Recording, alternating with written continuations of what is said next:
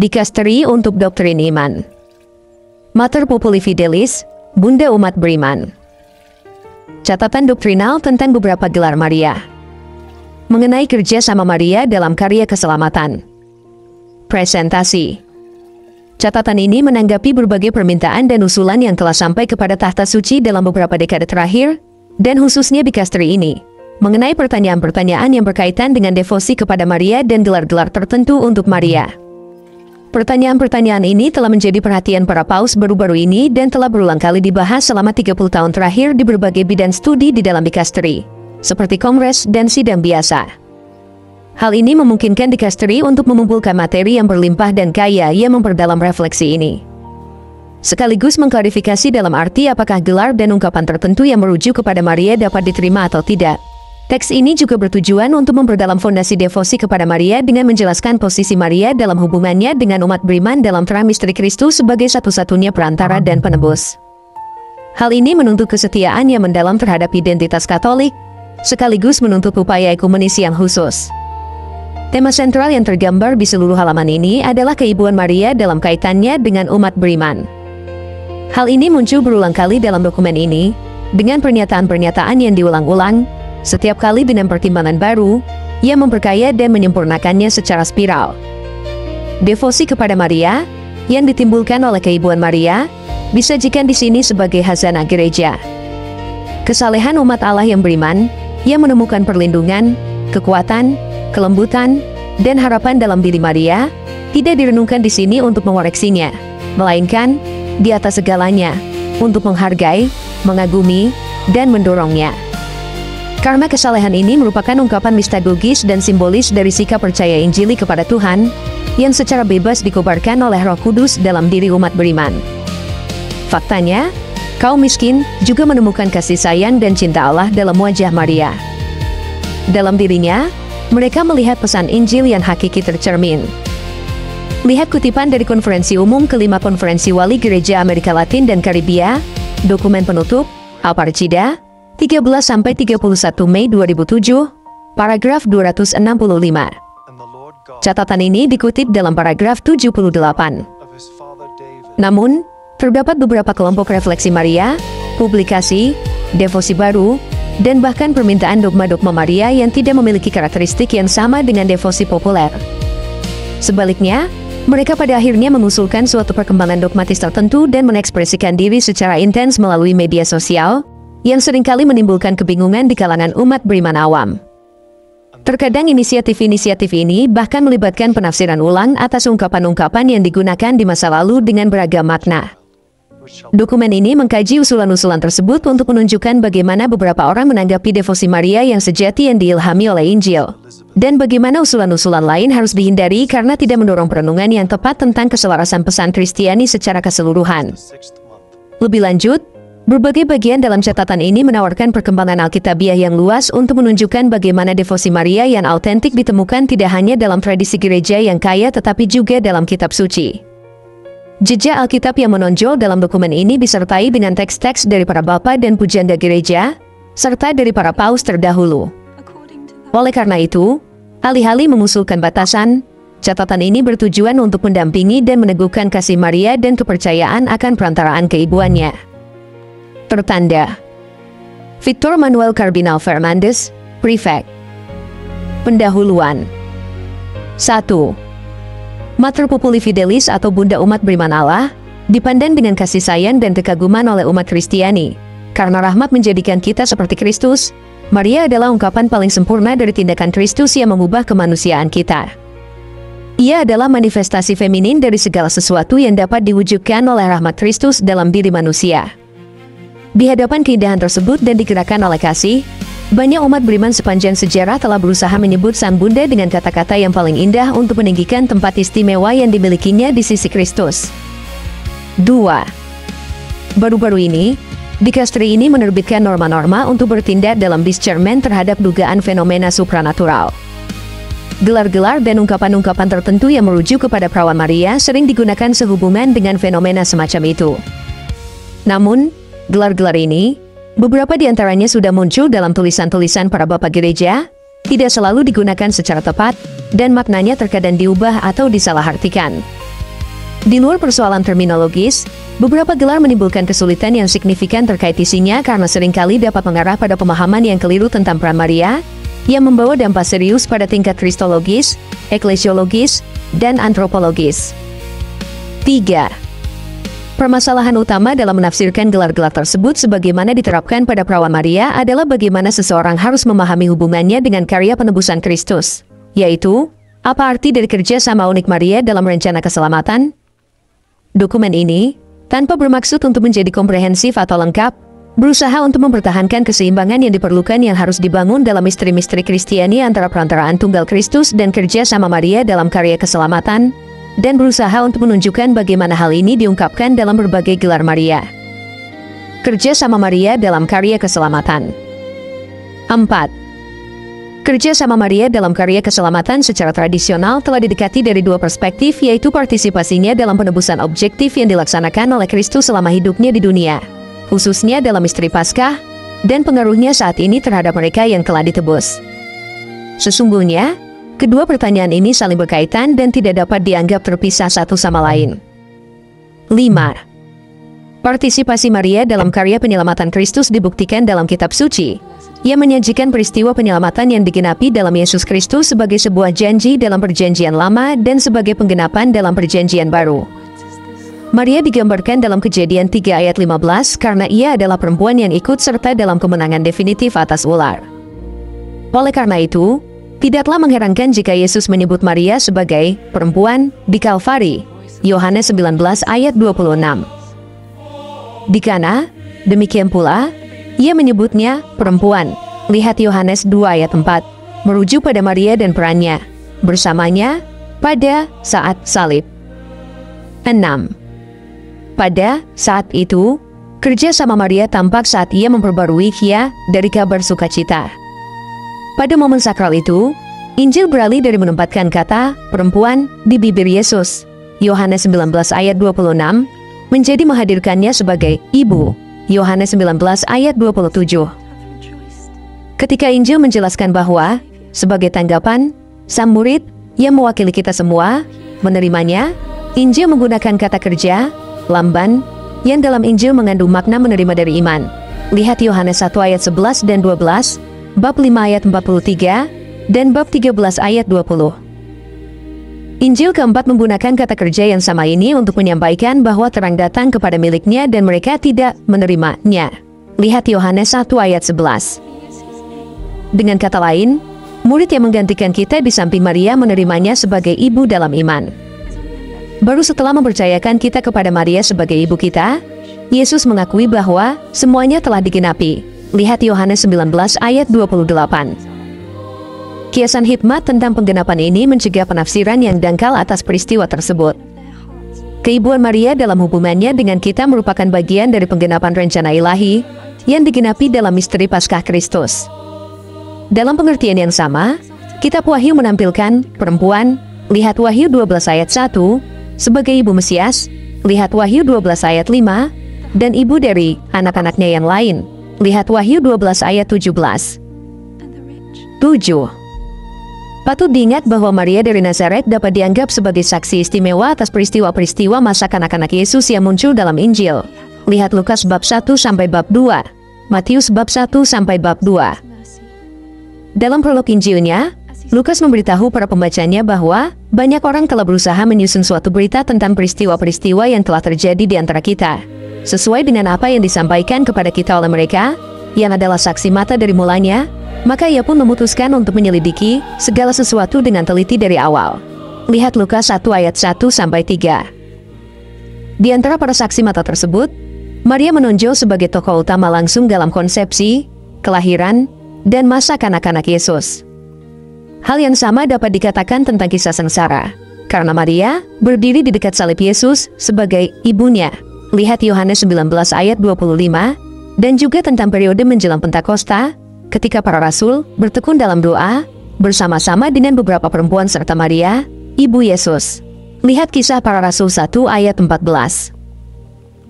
8. Injil Lukas menampilkan Maria sebagai putri Sion yang baru, yang menerima dan menyampaikan sukacita keselamatan. Lukas mengumpulkan janji-janji nubuat yang menubuatkan sukacita mesianik, Lihat Zefania 3 ayat 14-17, Zakaria 9 ayat 9. Dalam diri Maria, janji-janji itu digenapi, membuat Yohanes Pembaptis melonjak kegirangan. Lihat Lukas 1 ayat 41. Elizabeth menampilkan dirinya sebagai orang yang tidak layak menerima kunjungan Maria, dengan mengatakan, "Siapakah aku ini, sehingga ibu Tuhanku datang mengunjungi aku?" Lihat Lukas 1 ayat 43. Ia tidak berkata, "Siapakah aku ini, sehingga Tuhanku datang mengunjungi aku," tetapi merujuk langsung kepada sang ibu, dengan demikian menunjukkan hubungan yang tak terpisahkan antara perutusan Kristus dan perutusan Maria. Elizabeth berbicara dengan penuh Roh Kudus. Lihat Lukas 1 ayat 41, sehingga sikapnya terhadap Maria ditampilkan sebagai teladan iman. Kemudian, digerakkan oleh Roh Kudus, Elizabeth berkata, "Terberkatilah engkau di antara semua perempuan, dan terberkatilah buah rahimmu." Lihat Lukas 1 ayat 42. Sungguh mengejutkan bahwa, di bawah pengaruh Roh Kudus, tidaklah cukup baginya untuk menyebut Yesus berbahagia. Ia juga menyebut ibunya berbahagia, menyadari bahwa mereka bersatu erat dalam momen sukacita mesianik ini. Maria muncul di sini sebagai orang yang sangat diberkati. Berbahagialah ia yang percaya. Lukas 1 ayat 45. Hatiku bergembira. Lukas 1 ayat 47. Segala keturunan akan menyebut aku berbahagia. Lukas 1 ayat 48. Gambaran ini bahkan menjadi lebih penting ketika kita memperhatikan bahwa dalam Injil Lukas, kebahagiaan tersebut tidak dilihat sebagai suatu keadaan pikiran, melainkan sebagai penggenapan janji-janji mesianik di antara anak-anak kecil. Lihat Lukas 6 ayat 20-22, yang akan menerima pahala yang besar. Lihat Lukas 6 ayat 23. 9. Mengenai perkembangan teologis tema-tema ini pada abad-abad pertama kekristenan, para bapak gereja terutama memperhatikan keibuan ilahi Maria, atau Theotokos, keperawanannya yang abadi, Parthenos, kekudusannya yang sempurna sebagai seorang yang bebas dari dosa sepanjang hidupnya, Panagia, dan perannya sebagai Hawa baru, dengan merenungkan hubungan Maria dengan penebusan Kristus dalam konteks misteri inkarnasi. Jawaban, ya, Maria terhadap pesan Gabriel, agar sabda Allah menjadi manusia di dalam rahimnya. Lihat Lukas 1 ayat 26-37, membuka kemungkinan bagi umat manusia untuk menjadi ilahi. Karena alasan ini, Santo Agustinus menyebut perawan Maria sebagai kooperator dalam penebusan Kristus, dengan demikian menekankan baik tindakan Maria di sisi Kristus maupun ketundukannya kepadanya. Karena Maria bekerja sama dengan Kristus sehingga umat beriman dapat dilahirkan di dalam gereja. Karena alasan ini, kita dapat menyebutnya Bunda Umat Beriman Allah. 10. Selama milenium pertama, refleksi tentang perawan Maria dalam gereja tak terpisahkan dari liturgi. Keragaman tradisi liturgi Kristen Timur yang besar dan kaya berusaha menjadi gema setiap kitab suci, konsili, dan para bapak gereja. Lex Orandi, yang berkembang menjadi Lex Credendi, membentuk Mariologi Timur melalui himnografi, ikonografi, dan kesalehan populernya. Sebagai contoh, mulai abad ke-5, perayaan-perayaan Maria pertama kali ditetapkan di Timur dan kemudian, mulai abad ke-7, menyebar ke Barat.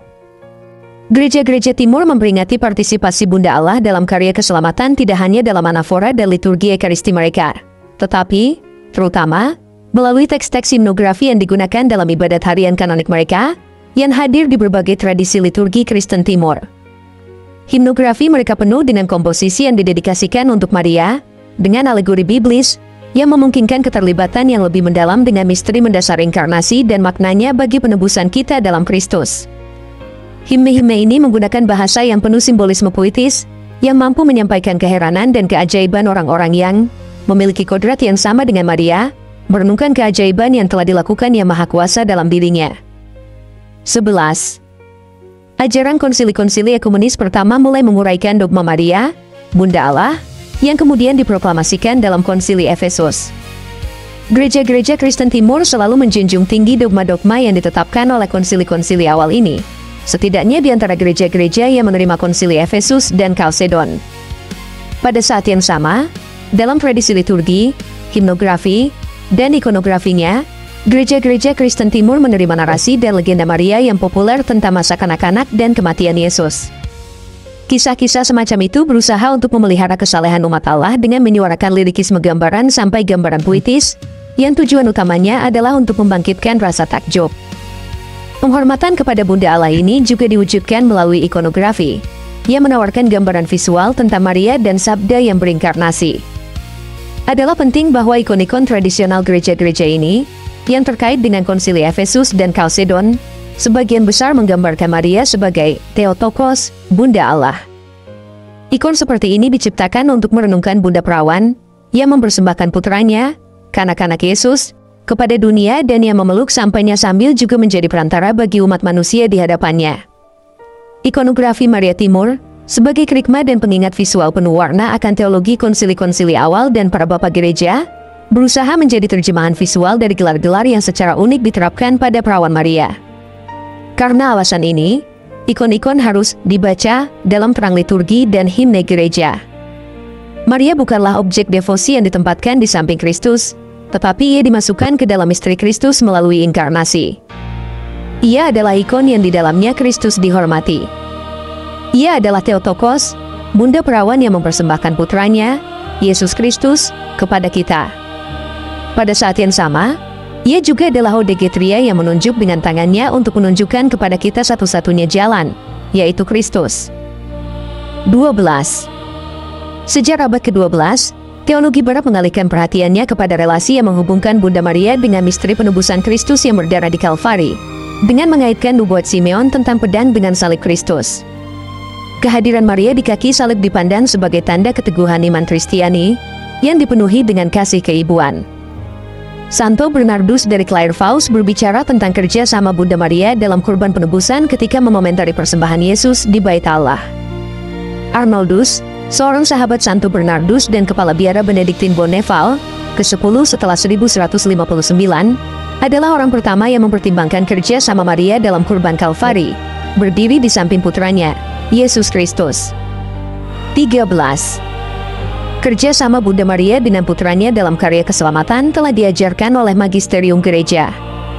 Sebagaimana dinyatakan Konsili Vatikan II, oleh karena itu, tepatlah jika para Bapa Suci memandang Maria bukan sekadar sebagai instrumen pasif di tangan Allah, melainkan sebagai sosok yang dengan bebas bekerja sama dalam karya keselamatan manusia melalui iman dan ketaatan. Kerja sama ini hadir bukan hanya dalam kehidupan Yesus di dunia, pada saat pembuahan, kelahiran, kematian, dan kebangkitannya, tetapi juga di seluruh kehidupan gereja. 14. Dogma dikandung tanpa noda menyoroti keutamaan dan keesaan Kristus dalam karya penebusan, karena dogma ini mengajarkan bahwa Maria, yang pertama ditebus oleh Kristus dan diubah oleh Roh Kudus, sebelum tindakan apapun yang mungkin dilakukannya sendiri. Dari kondisi khusus ini sebagai yang pertama ditebus oleh Kristus dan yang pertama diubah oleh Roh Kudus, Maria mampu bekerja sama secara lebih intens dan mendalam dengan Kristus dan Roh Kudus, menjadi prototipe, model dan teladan dari apa yang ingin Allah capai dalam diri setiap orang yang ditebus. 15.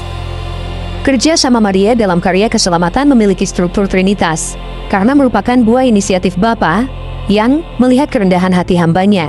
Lukas 1 ayat 48. Kerja sama ini muncul dari kenosis putra, yang merendahkan dirinya dengan mengambil rupa seorang hamba, lihat Filipi 2 ayat 7-8.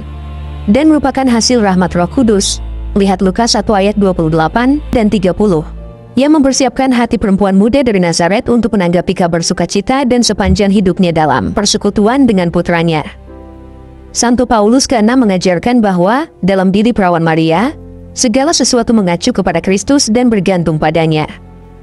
Dengan tujuan kepada Kristus, Allah Bapa, sejak kekekalan, memilihnya untuk menjadi Bunda yang Maha Kudus dan menghiasinya dengan karunia-karunia roh yang tidak diberikan kepada siapapun. Jawaban, ya, Maria bukanlah sekadar prasyarat untuk sesuatu yang dapat tercapai tanpa persetujuan dan kerjasamanya. Keibuannya bukan hanya biologis, juga bukan pasif, melainkan keibuan yang sepenuhnya aktif, yang terhubung dengan misteri keselamatan Kristus sebagai alat yang dikehendaki Bapa dalam rencana keselamatannya. Ia adalah jaminan bahwa ia sungguh manusia, lahir dari seorang perempuan, lihat Galatia 4 ayat 4, dan setelah dogma Nikea diproklamasikan, Maria juga diakui sebagai Theotokos, Bunda Allah. Gelar-gelar yang merujuk pada kerja sama Maria dalam keselamatan. 16. Di antara gelar-gelar yang digunakan untuk memanggil Maria seperti Bunda Belas Kasih, harapan bagi kaum miskin, penolong umat Kristen, Bunda Penolong Abadi, Pembela Kita, dan lain-lain. Terdapat beberapa gelar yang lebih menekankan kerjasamanya dalam karya penebusan Kristus, seperti Coredemptrix dan Perantara. Coredemptrix 17. Gelar Coredemptrix pertama kali muncul pada abad ke-15 sebagai koreksi atas seruan Redemptrix, sebagai bentuk singkatan dari gelar Bunda Penebus, yang telah dikaitkan dengan Maria sejak abad ke-10. Santo Bernardus memberikan peran Maria di kaki salib yang kemudian memunculkan gelar Coredemptrix, yang pertama kali muncul dalam sebuah himne anonim dari Salzburg pada abad ke-15. Meskipun sebutan Redemptrix tetap ada sepanjang abad ke-16 dan ke-17, sebutan itu menghilang sepenuhnya pada abad ke-18, digantikan oleh gelar Coredemptrix. Penelitian teologis tentang kerjasama Maria dalam penebusan Kristus pada paruh pertama abad ke-20 menghasilkan pemahaman yang lebih mendalam tentang apa arti gelar Coredemptrix. 18. Beberapa paus telah menggunakan gelar Coredemptrix tanpa menjelaskan lebih lanjut maknanya. Umumnya, mereka menyajikan gelar tersebut dalam dua cara khusus, ayat yang merujuk pada keibuan ilahi Maria, sejauh ia, sebagai bunda, memungkinkan penebusan yang diselesaikan Kristus, atau dalam referensi pada persatuannya dengan Kristus di salib penebusan. Konsili Vatikan kedua menahan diri untuk tidak menggunakan gelar tersebut karena alasan dogmatis, pastoral, dan ekumenis. Santo Yohanes Paulus II menyebut Maria sebagai Coredemptrix setidaknya dalam 7 kesempatan, khususnya mengaitkan gelar ini dengan nilai keselamatan dari penderitaan kita ketika penderitaan itu dipersembahkan bersama dengan penderitaan Kristus, yang kepadanya Maria dipersatukan, khususnya di kayu salib. 19. Dalam pertemuan Feria keempat pada tanggal 21 Februari 1996, Kardinal Joseph Ratzinger, atau Paus Benediktus ke-16, yang saat itu menjabat sebagai prefek kongregasi untuk ajaran iman, ditanya apakah permintaan dari gerakan Vox Populi Mariae Mediatrici untuk mendefinisikan sebuah dogma yang menyatakan Maria sebagai Coredemptrix atau perantara segala rahmat dapat diterima. Dalam fotum pribadinya, dia menjawab, negatif. Arti pasti dari gelar-gelar ini tidak jelas, dan doktrin yang terkandung di dalamnya belum matang. Doktrin iman ilahi yang pasti termasuk dalam Depositum Fidei, yaitu wahyu ilahi yang disampaikan dalam kitab suci dan tradisi para rasul.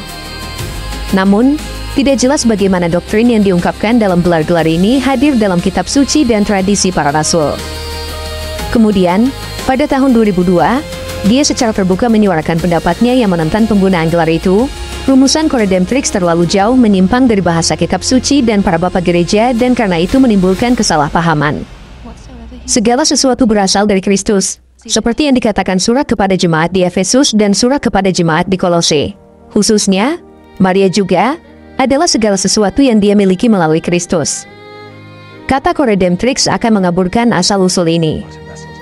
Meskipun Kardinal Ratzinger tidak menyangkal bahwa mungkin ada niat baik dan aspek berharga dalam usulan penggunaan gelar ini, ia menegaskan bahwa niat tersebut diungkapkan dengan cara yang salah. 20.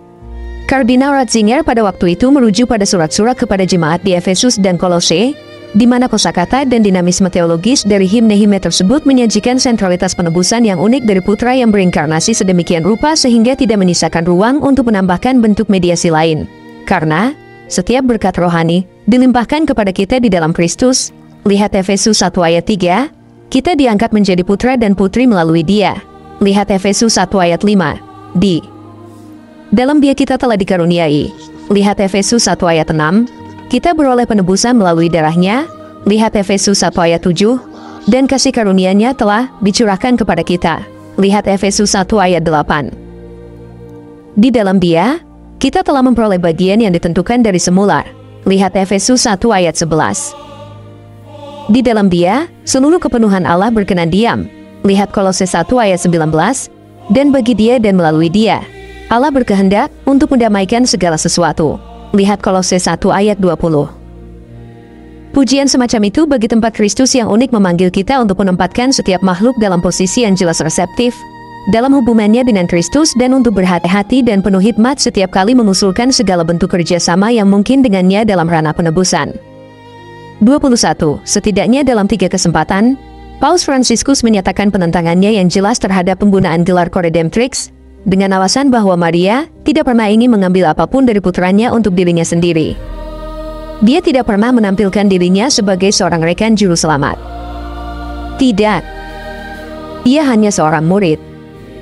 Karya penebusan Kristus sempurna dan tidak perlu ditambahkan. Oleh karena itu, Bunda Maria tidak ingin mengambil gelar apapun dari Yesus. Ia tidak meminta dirinya menjadi pembantu penebus atau rekan penebus. Tidak. Hanya ada satu penebus, dan gelar ini tidak dapat diduplikasi. Kristus adalah satu-satunya penebus. Tidak ada rekan penebus bersama Kristus.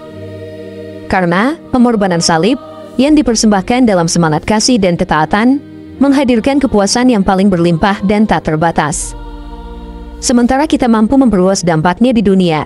Lihat Kolose 1 ayat 24. Baik gereja maupun Maria tidak dapat menggantikan atau menyempurnakan karya penebusan Putra Allah yang berinkarnasi, yang sempurna dan tidak memerlukan tambahan. 22. Mengingat perlunya menjelaskan peran bawahan Maria terhadap Kristus dalam karya penebusan, selalu tidak tepat untuk menggunakan gelar Coredemptrix untuk mendefinisikan kerja sama Maria. Gelar ini berisiko mengaburkan mediasi keselamatan Kristus yang unik dan karena itu dapat menciptakan kebingungan dan ketidakseimbangan dalam keselarasan kebenaran iman Kristen. Karena tidak ada keselamatan dalam siapapun juga selain di dalam Dia. Karena tidak ada nama lain di bawah langit yang diberikan di antara manusia yang olehnya kita dapat diselamatkan. Lihat Kisah Para Rasul 4 ayat 12. Ketika sebuah ungkapan membutuhkan banyak penjelasan yang berulang-ulang untuk mencegahnya menyimpang dari makna yang benar, itu tidak melayani iman umat Allah dan menjadi tidak membantu. Dalam hal ini, ungkapan Coredemptrix tidak membantu memuji Maria sebagai kolaborator pertama dan terpenting dalam karya penebusan dan kasih karunia. Karena itu membawa risiko mengaburkan peran eksklusif Yesus Kristus, Putra Allah yang menjadi manusia untuk keselamatan kita, yang merupakan satu-satunya yang mampu mempersembahkan kepada Bapa sebuah pengorbanan yang tak ternilai, yang tidak akan menjadi kehormatan sejati bagi bundanya. Sesungguhnya, sebagai hamba Tuhan, Lukas 1 ayat 38, Maria mengarahkan kita kepada Kristus dan meminta kita untuk melakukan apapun yang dikatakannya kepadamu. Yohanes 2 ayat 5. Mediatrix atau perantara. 23. Konsep mediasi muncul dalam kalangan Bapak Gereja Timur mulai abad ke-6. Pada abad-abad berikutnya, Santo Andreas dari Kreta, Santo Germanus dari Konstantinopel, dan Santo Yohanes dari Damaskus menggunakan gelar ini dengan makna yang berbeda-beda. Di Barat, ungkapan ini semakin sering digunakan mulai abad ke-12, meskipun baru diartikulasikan secara formal sebagai tesis doktrinal pada abad ke-17. Pada tahun 1921, Kardinal Mercier, Uskup Agung Mechelen, dengan kolaborasi ilmiah dari Universitas Katolik Leuven dan dukungan para uskup, klerus, dan kaum awam Belgia, mengajukan petisi kepada Paus Benediktus ke-15 untuk mengeluarkan definisi dogmatis tentang mediasi universal Maria. Namun, Bapak Suci tidak mengabulkan permintaan ini. Beliau hanya menyetujui sebuah perayaan dengan misa tersendiri dan ofisi Maria Mediatrix. Sejak saat itu hingga tahun 1950, penelitian teologis mengenai pertanyaan ini terus berkembang hingga tahap persiapan Konsili Vatikan II. Konsili tidak mengeluarkan deklarasi dogmatis, tetapi lebih memilih untuk menyajikan sintesis ekstensif doktrin Katolik tentang kedudukan Santa Perawan Maria dalam misteri Kristus dan Gereja. 24. Pernyataan Alkitabiah tentang perantaraan eksklusif Kristus bersifat konklusif. Kristus adalah satu-satunya perantara. Karena Allah itu Esa dan Esa pula Dia yang menjadi pengantara antara Allah dan manusia, yaitu manusia Kristus Yesus, yang telah menyerahkan dirinya sebagai tebusan bagi semua manusia. 1 Timotius 2 ayat 5-6. Gereja telah memperjelas kedudukan Kristus yang unik ini mengingat fakta bahwa Ia adalah Putra Allah yang kekal dan tak terbatas, yang secara hipostatis bersatu dengan kemanusiaan yang Ia kenakan. Hal ini eksklusif bagi kemanusiaan Kristus, dan konsekuensi yang timbul darinya hanya dapat diterapkan dengan tepat kepadanya. Dalam pengertian yang tepat ini, peran sabda yang berinkarnasi bersifat eksklusif dan unik. Mengingat kejelasan ini dalam firman Allah yang diwahyukan, diperlukan kehati-hatian khusus ketika menerapkan istilah perantara kepada Maria. Menanggapi kecenderungan untuk memperluas cakupan kerja sama Maria melalui gelar ini, akan bermanfaat untuk menjelaskan rentang nilai serta batasannya. 25. Di satu sisi, kita tidak dapat mengabaikan fakta bahwa kata mediasi umumnya digunakan dalam banyak bidang kehidupan sehari-hari, di mana ia dipahami hanya sebagai kerjasama, bantuan, atau perantaraan. Akibatnya, tak terelakkan bahwa istilah tersebut akan diterapkan kepada Maria dalam arti yang lebih rendah. Digunakan dengan cara ini, istilah tersebut tidak bermaksud untuk menambah kemanjuran atau kuasa apapun pada mediasi unik Yesus Kristus, Allah sejati dan manusia sejati. 26. Di sisi lain, jelas bahwa Maria memiliki peran mediasi yang nyata dalam memungkinkan inkarnasi Putra Allah dalam kemanusiaan kita, karena Sang Penebus harus dilahirkan dari seorang perempuan. Lihat Galatia 4 ayat 4. Kisah kabar sukacita menunjukkan bahwa hal ini tidak hanya melibatkan mediasi biologis karena menyoroti keterlibatan aktif Maria dalam mengajukan pertanyaan-pertanyaan. Lihat Lukas 1 ayat 29, 34, dan menerima dengan tekad yang teguh. Fiat, lihat Lukas 1 ayat 38. Tanggapan Maria membuka gerbang penebusan yang telah dinantikan seluruh umat manusia dan yang digambarkan oleh para kudus dengan drama puitis. Pada pesta pernikahan di Kana, Maria juga memenuhi peran mediasi ketika ia menyampaikan kebutuhan para pengantin baru kepada Yesus. Lihat Yohanes 2 ayat 3, dan memerintahkan para pelayan untuk mengikuti arahannya. Lihat Yohanes 2 ayat 5. 27. Terminologi Konsili Vatikan II mengenai mediasi terutama merujuk kepada Kristus, terkadang juga merujuk kepada Maria, tetapi dengan cara yang jelas bersifat subordinat. Bahkan, Konsili lebih memilih untuk menggunakan terminologi yang berbeda untuk ayatnya, yaitu yang berpusat pada kerjasama atau bantuan keibuan. Ajaran Konsili dengan jelas merumuskan perspektif perantaraan keibuan Maria, dengan menggunakan ungkapan-ungkapan seperti perantaraan yang beraneka ragam dan bantuan keibuan. Kedua aspek ini bersama-sama mendefinisikan hakikat khusus kerjasama Maria dalam karya Kristus melalui Roh Kudus. Tegasnya, kita tidak dapat berbicara tentang perantaraan lain dalam rahmat selain dari perantaraan Putra Allah yang berinkarnasi. Oleh karena itu, kita harus selalu mengingat dan tidak pernah mengaburkan keyakinan Kristiani yang harus diyakini dengan teguh sebagai unsur tetap iman gereja mengenai kebenaran Yesus Kristus, Putra Allah, Tuhan dan satu-satunya Juru Selamat, yang melalui peristiwa inkarnasi, wafat, dan kebangkitannya telah menggenapi sejarah keselamatan, dan yang di dalam dialah kepenuhan dan pusatnya. Maria dalam perantaraan Kristus yang unik. 28. Pada saat yang sama, kita perlu mengingat bahwa keesaan perantaraan Kristus bersifat inklusif. Ia memampukan berbagai bentuk partisipasi dalam rencana keselamatannya, karena dalam persekutuan dengannya kita semua dapat, dengan cara tertentu, menjadi rekan kerja dengan Allah dan perantara bagi satu sama lain. Lihat 1 Korintus 3 ayat 9. Justru karena kuasa Kristus yang maha tinggi dan tak terbatas, ia dapat mengangkat saudara-saudarinya agar mereka mampu bekerja sama secara sejati dalam menggenapi rencana-rencananya. Konsili Vatikan II menegaskan bahwa perantaraan tunggal Sang Penebus tidak mengecualikan, melainkan memunculkan kerjasama yang beraneka ragam, yang tidak lain adalah berbagi dalam satu sumber. Karena alasan ini, isi dari perantaraan yang melibatkan ini harus ditelusuri lebih dalam, tetapi harus selalu konsisten dengan prinsip perantaraan tunggal Kristus. Sungguh, gereja meluaskan dalam waktu dan mengkomunikasikan kemana-mana dampak misteri Paskah Kristus, dan Maria memiliki tempat yang unik di hati gereja induk. 29. Partisipasi Maria dalam karya Kristus menjadi nyata ketika seseorang berangkat dari keyakinan bahwa Tuhan yang bangkit memajukan, memubah, dan memampukan umat beriman untuk bekerja sama dengannya dalam karyanya. Hal ini tidak terjadi karena suatu kelemahan, ketidakmampuan, atau kebutuhan di pihak Kristus, tetapi karena kuasanya yang mulia, yang mampu menerima kita, dengan murah hati dan cuma-cuma, sebagai rekan kerja dalam karyanya. Yang perlu ditegaskan dalam kasus ini adalah bahwa ketika Kristus memperbolehkan kita menyertainya dan di bawah dorongan kasih karunia-Nya memberikan yang terbaik yang kita miliki, pada akhirnya kuasa dan rahmat-Nya lah yang dimuliakan. Berbuah dalam Kristus yang mulia. 30. Teks berikut ini khususnya mencerahkan sehubungan dengan tema ayat ini. Barang siapa percaya kepadaku, ia akan melakukan juga pekerjaan-pekerjaan yang aku lakukan, bahkan pekerjaan-pekerjaan yang lebih besar daripada itu, sebab aku akan pergi kepada Bapa. Lihat Yohanes 14-12. Umat percaya yang bersatu dengan Kristus yang telah bangkit, yang telah kembali ke sebelah kanan Bapa, dapat melakukan perbuatan-perbuatan yang melampaui mukjizat yang dilakukan oleh Yesus di bumi, tetapi selalu berkat persatuan mereka melalui iman dengan Kristus yang mulia. Hal ini dibuktikan, misalnya, dalam perluasan gereja perdana yang luar biasa, ketika Dia yang telah bangkit berbagi pekerjaan ini dengan dirjanya. Lihat Markus 16-15. Dengan cara ini, kemuliaan Kristus tidak berkurang tetapi justru semakin nyata, menunjukkan dirinya sebagai kuasa yang mampu mengubah orang percaya dan membuat mereka berbuah bersamanya. 31. Di antara para bapak gereja, gagasan ini menemukan ekspresi yang khas dalam tafsir mereka atas Yohanes 7 ayat 37-39.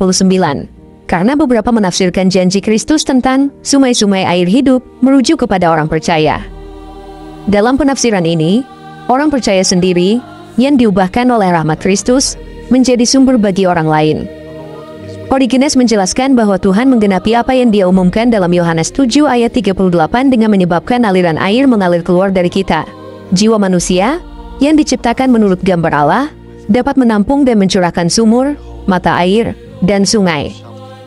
Santo Ambrosius menganjurkan minum dari sisi tubuh Kristus yang terbuka, agar mata air yang memancar sampai kepada hidup yang kekal dapat meluap di dalam dirimu. Santo Thomas Aquinas mengungkapkannya dengan mengatakan bahwa jika seorang beriman bergegas untuk membagikan berbagai karunia rahmat yang diterima dari Allah, air hidup mengalir dari hatinya. 32. Jika hal ini berlaku bagi setiap orang beriman, yang kerjasamanya dengan Kristus menjadi semakin berbuah sejauh seseorang membiarkan dirinya diubah oleh rahmat, betapa lebih lagi hal ini harus ditegaskan tentang Maria dengan cara yang unik dan agung. Karena Dialah yang penuh rahmat, Lukas 1 ayat 28, dan yang berkata, tanpa menempatkan halangan apapun dalam karya Allah, sesungguhnya aku ini hamba Tuhan. Jadilah padaku menurut perkataanmu itu, Lukas 1 ayat 38. Dialah Bunda yang memberi dunia pencipta penebusan dan rahmat, yang berdiri teguh di kaki salib. Lihat Yohanes 19 ayat 25, menderita bersama putranya dan mempersembahkan rasa sakit hati keibuannya yang tertusuk pedang. Lihat Lukas 2 ayat 35. Dari inkarnasi hingga salib dan kebangkitan, Dia dipersatukan dengan Kristus dengan cara yang unik dan jauh melampaui orang percaya lainnya. 33. Semua ini bukan karena jasanya sendiri, melainkan karena jasa Kristus di kayu salib diterapkan padanya sepenuhnya, secara khusus dan antisipatif, untuk kemuliaan satu Tuhan dan Juru Selamat. Pada akhirnya, ia adalah sebuah himne untuk kemanjuran rahmat Allah sehingga setiap pengakuan akan keindahannya segera menunjuk kembali pada pemuliaan sumber asli dari semua kebaikan, yaitu Tritunggal. Kebesaran Maria yang tak tertandingi terletak pada apa yang telah ia terima dan dalam kesiapannya yang penuh kepercayaan untuk membiarkan dirinya dikuasai oleh Roh. Ketika kita berusaha untuk menghubungkan peran aktifnya yang sejajar dengan peran Kristus, kita menjauh dari keindahan tak tertandingi yang secara unik menjadi miliknya. Ungkapan, mediasi yang berpartisipasi, dapat mengungkapkan pengertian yang tepat dan berharga tentang peran Maria, tetapi jika disalahpahami, hal itu dapat dengan mudah mengaburkan atau bahkan bertentangan dengannya.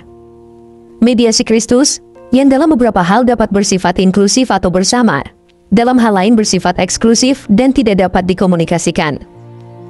Bunda umat beriman. 34. Dalam kasus Maria, mediasi ini berlangsung secara keibuan, sebagaimana yang dilakukannya di Kana dan sebagaimana yang diteguhkan di kayu salib. Paus Fransiskus menjelaskannya dengan cara ini, ia adalah seorang ibu. Dan inilah gelar yang diterimanya dari Yesus, tepat di sana, pada saat penyaliban. Lihat Yohanes 19 ayat 26-27. Anak-anakmu, engkau adalah ibu. Ia menerima karunia menjadi ibunya dan tugas untuk mendampingi kita sebagai ibu, menjadi ibu kita. 35. Gelar ibu berakar pada kitab suci dan para bapak gereja. Gelar ini disampaikan oleh magisterium, dan isinya berkembang secara bertahap hingga ajaran Konsili Vatikan II dan penggunaan istilah keibuan rohani dalam ensiklik Redemptoris Mater. Keibuan rohani Maria muncul dari keibuan fisiknya sebagai putra Allah. Dengan melahirkan Kristus secara fisik, melalui penerimaan misinya yang bebas dan percaya, Maria juga, dalam iman, melahirkan semua orang Kristen yang menjadi anggota tubuh mistik Kristus. Dengan kata lain, ia melahirkan Kristus yang seutuhnya, kepala dan anggota-anggotanya. 36.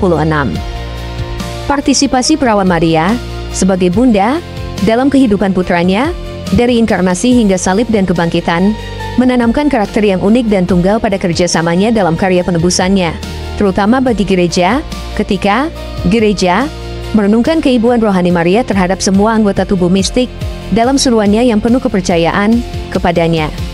ketika ia mengalami perantaraan pembela dan penolongnya. Aspek keibuan ini mencirikan hubungan Bunda Perawan dengan Kristus dan kerjasamanya di setiap momen karya keselamatan. Dalam perutusannya sebagai Bunda, Maria memiliki hubungan yang unik dengan Sang Penebus dan dengan mereka yang telah ditebus, di mana dia adalah: pertama, Maria adalah model gereja dan kelahiran baru yang terjadi di dalam gereja. Sesungguhnya, dia adalah simbol dan ringkasan gereja itu sendiri. Keibuan ini lahir dari pemberian dirinya yang total dan panggilannya untuk menjadi pelayan misteri.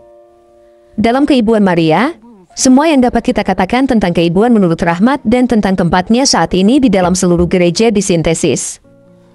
37. Keibuan rohani Maria memiliki beberapa karakteristik yang menentukan. Pertama, hal ini didasarkan pada fakta bahwa ia adalah Bunda Allah dan keibuannya diperluas kepada murid-murid Kristus dan bahkan kepada semua manusia. Dalam hal ini, kerjasama Maria bersifat tunggal dan berbeda dari kerjasama semua makhluk lain. Perantaraannya tidak memiliki karakteristik perantaraan imamat, seperti Kristus, tetapi sebaliknya terletak dalam tatanan dan analogi keibuan. Dengan mengaitkan perantaraan Maria dengan karya Kristus, karunia-karunia yang diberikan kepada kita oleh Tuhan disajikan dengan aspek keibuan, diresapi dengan kelembutan dan kedekatan Bunda yang ingin Yesus bagikan kepada kita. Lihat Yohanes 19 ayat 27. Kedua, kerjasama keibuan Maria ada di dalam Kristus, dan, dengan demikian, bersifat partisipatif. Dengan kata lain, hal ini melibatkan suatu partisipasi dalam satu sumber yang unik, yaitu perantaraan Kristus sendiri.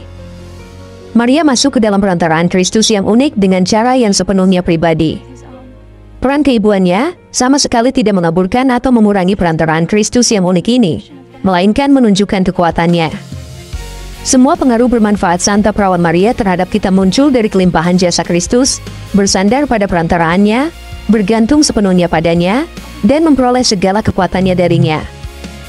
Dalam keibuannya, Maria bukanlah penghalang yang ditempatkan di antara manusia dan Kristus.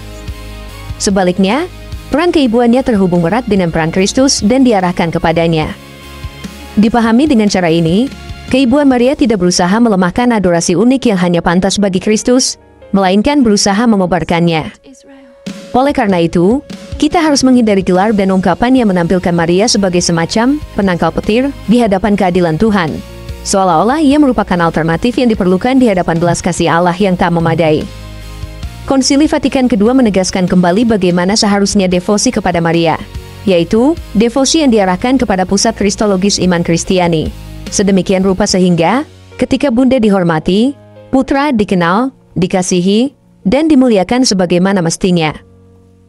Pada akhirnya, keibuan Maria bersifat subordinat kepada pemilihan Bapa, kepada karya Kristus, dan kepada karya Roh Kudus.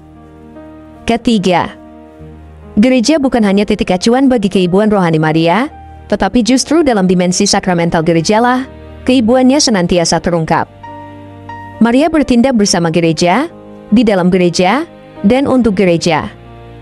Pelaksanaan keibuannya ditemukan dalam persekutuan gereja dan bukan di luarnya, memimpin gereja dan mendampinginya. Gereja belajar keibuannya sendiri dari Maria, dalam menyambut sabda Allah yang mewartakan Injil, mempertobatkan, dan mewartakan Kristus, dalam karunia kehidupan sakramental baptis dan ekaristi, dan dalam pendidikan dan pembinaan keibuan yang membantu anak-anak Allah untuk dilahirkan dan bertumbuh. Karena alasan ini, dapat dikatakan bahwa kesuburan gereja adalah kesuburan yang sama seperti kesuburan Maria. Kesuburan itu terwujud dalam kehidupan para anggotanya sejauh mereka menghidupkan kembali, dalam bentuk mini, apa yang dihidupi Bunda, yaitu, mereka mengasihi sesuai kasih Yesus. Sebagai Bunda, Maria menantikan Kristus untuk dilahirkan di dalam kita dan tidak mengambil tempatnya. Hal yang sama berlaku bagi gereja. Dengan demikian, berkat rahmat berlimpah yang mengalir dari sisi Kristus yang terbuka dengan berbagai cara, gereja, Perawan Maria, dan semua umat beriman, menjadi aliran air hidup.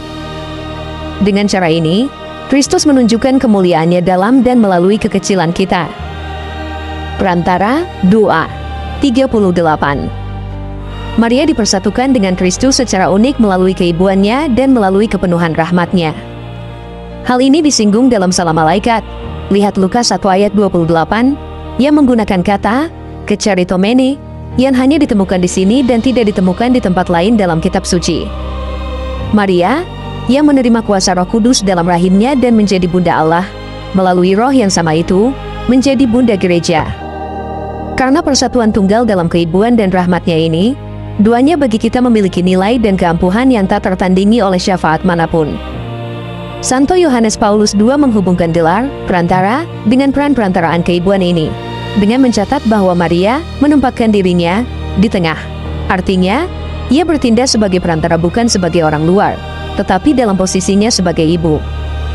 Ia tahu bahwa, sebagai perantara, ia dapat menunjukkan kepada putranya kebutuhan umat manusia. 39.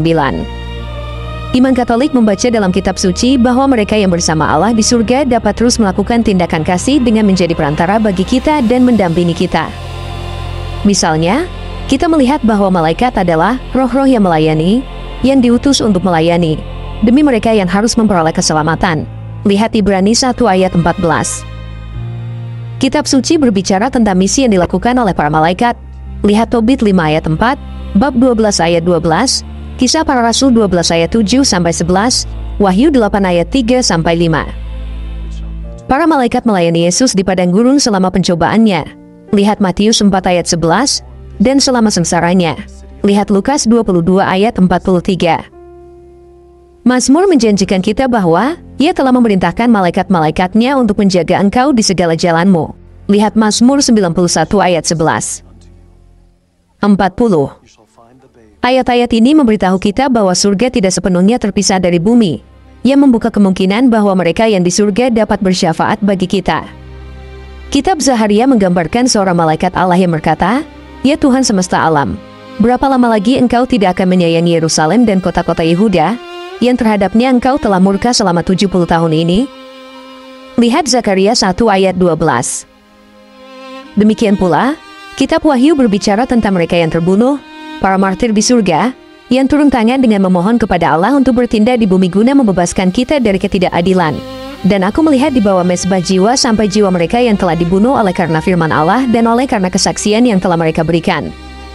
Mereka berseru dengan suara nyaring, "Ya Tuhan yang Maha Kuasa, kudus dan benar, berapa lama lagi engkau akan menghakimi dan membalaskan darah kami kepada mereka yang diam di bumi?" Lihat Wahyu 6 ayat 9-10. Dalam tradisi Yahudi Helenistik, sudah ada keyakinan bahwa orang benar yang telah mati menjadi perantara bagi umat. Lihat 2 Makabe 15 ayat 12-14. 41. Maria di surga mengasihi keturunannya yang lain. Lihat Wahyu 12 ayat 17. Dan karena itu, sebagaimana ia pernah menyertai doa para rasul ketika mereka menerima Roh Kudus. Lihat Kisah Para Rasul 1 ayat 14. Ia sekarang menyertai doa sampai doa kita dari surga dengan perantaraan keibuannya. Dengan cara ini, Maria melanjutkan sikap pelayanan dan belas kasih yang ditunjukkannya pada pernikahan di Kana. Lihat Yohanes 2 ayat 1-11, sebagaimana ia masih berpaling kepada Yesus hingga kini dan berkata, "Mereka kehabisan anggur." Lihat Yohanes 2 ayat 3. Dalam kidung pujiannya, kita melihat Maria sebagai perempuan dari bangsanya, yang memuji Allah karena ia telah meninggikan orang-orang yang hina, dan telah memuaskan orang-orang yang lapar dengan kebaikan. Lihat Lukas 1 ayat 52-53. Dan karena ia telah datang menolong Israel, hambanya, sebab ia ingat akan janji kasih setianya, janji yang telah diberikannya kepada nenek moyang kita. Lihat Lukas 1 ayat 54-55. Dan kita melihat kesigapannya ketika ia pergi tanpa menunda untuk menolong sepupunya, Elizabeth. Lihat Lukas 1 ayat 39-40. Karena alasan-alasan inilah, umat Allah sungguh-sungguh percaya akan perantaraannya. 42. Di antara mereka yang dipilih dan dimuliakan bersama Kristus, yang pertama dan terutama adalah bundanya. Oleh karena itu, kita dapat menegaskan bahwa Maria memiliki peran yang unik dalam karya penyelamatan yang Kristus laksanakan dalam gerejanya.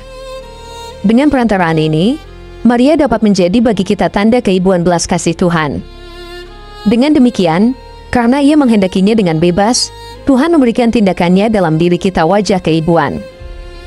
Kedekatan keibuan. 43. Berbagai doa, gambar, dan tempat ziarah Maria menunjukkan keibuan sejati Maria yang mendekatkan diri kepada kehidupan anak-anaknya. Contohnya dapat dilihat ketika ia menampakkan diri kepada Santo Juan Diego di Bukit Tepeyak dan menyapanya dengan kata-kata lembut seorang ibu, putraku tersayang dan bungsu, Juan.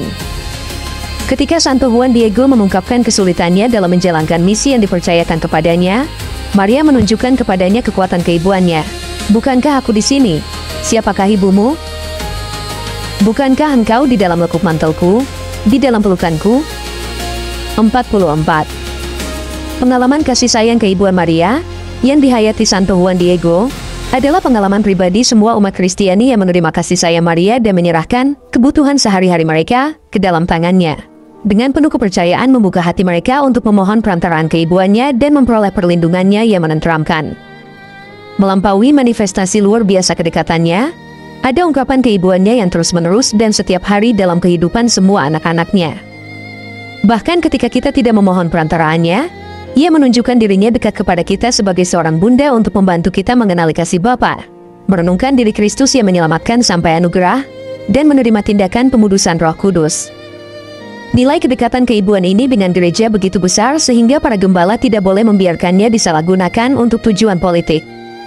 Dalam berbagai kesempatan, Paus Fransiskus memperingatkan tentang hal ini dan menunjukkan keprihatinan atas berbagai usulan ideologis dan budaya yang berusaha merampas bagi diri mereka sendiri perjumpaan suatu umat dengan bunda mereka.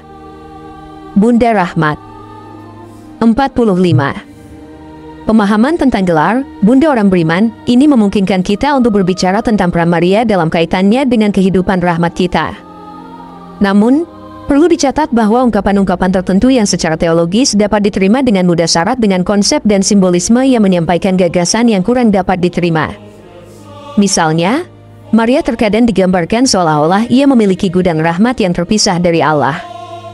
Dalam gagasan seperti itu, tidak begitu jelas bahwa Tuhanlah yang, dalam kemahakuasaannya yang murah hati dan bebas, berkehendak untuk mengaitkannya dengan pembagian kehidupan ilahi yang memancar dari satu-satunya pusat yaitu hati Kristus, bukan pusat hati Maria. Ia juga sering digambarkan atau dibayangkan sebagai sumber dari mana semua rahmat mengalir. Jika seseorang mempertimbangkan fakta bahwa kediaman Trinitas, rahmat yang tidak diciptakan, dan partisipasi kita dalam kehidupan ilahi, atau rahmat yang diciptakan, tidak dapat dipisahkan, kita tidak dapat berpikir bahwa misteri ini bergantung pada sebuah jalan melalui tangan Maria. Gagasan-gagasan semacam itu meninggikan Maria sedemikian rupa sehingga sentralitas Kristus sendiri mungkin lenyap, atau setidaknya menjadi terkondisikan. Kardinal Ratzinger telah menegaskan bahwa gelar Maria Perantara Segala Rahmat tidak didasarkan secara jelas pada kitab Wahyu.